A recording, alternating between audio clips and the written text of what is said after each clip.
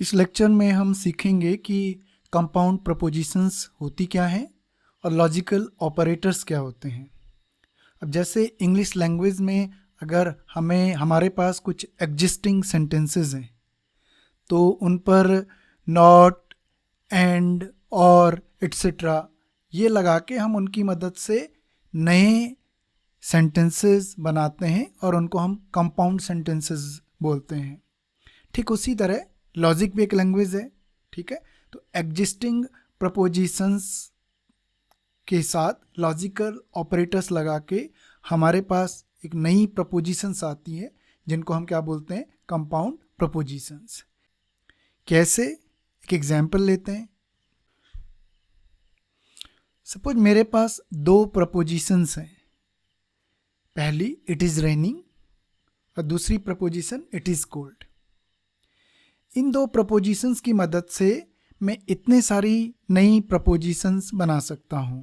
पहली it is not raining, next it is raining and it is cold, it is raining और it is cold, if it rains then it will be cold, it rains if and only if it is cold.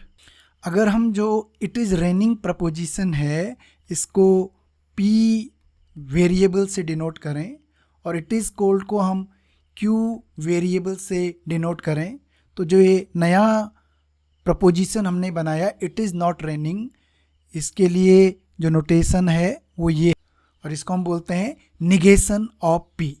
ये जो symbol है ये not के लिए है। It is raining and it is cold को हम डिनोट करते हैं इस नोटेशन से, और इस नई प्रपोजिशन को हम बोलते हैं कि ये कंजंक्शन पी कंजंक्शन क्यू, इसको हम बोलते हैं कंजंक्टिव प्रपोजिशन। ये जो सिंबल है ये एंड के लिए है। इट इज़ रेनिंग और इट इज़ कोल्ड को हम डिनोट करते हैं इस सिंबल से, और जो ये और है ये जो सिंबल है और के लिए, और इसको हम बोलते हैं डिसजंक्शन। जो नई प्रपोजिशन है वो है P disjunction Q. If it rains then it will be cold, इस इफ देन इसको हम कहते हैं कंडीशनल प्रपोजिशन, और इसको हम डिनोट करते हैं इस नोटेशन से इफ एंड ओनली इफ।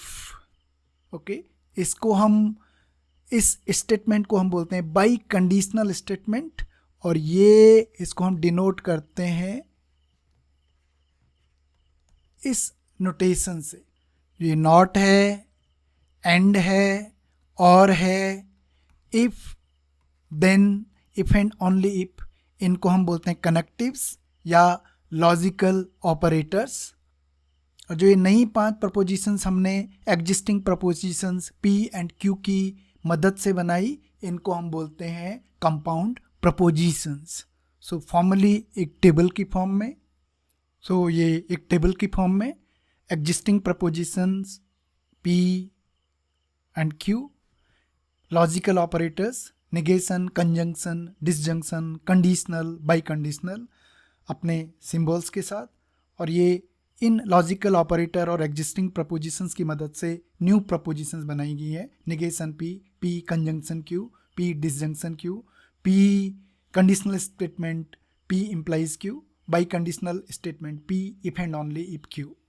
जो न्यू प्रपोजिशंस हैं जो एग्जिस्टिंग प्रपोजिशन और लॉजिकल ऑपरेटर की मदद से बनाई गई है उनको हम बोलते हैं compound propositions.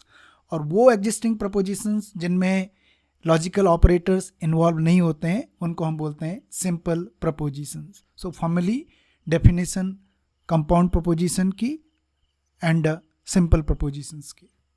Compound propositions, new propositions obtained from one or more existing propositions using one or more logical operators are called compound propositions.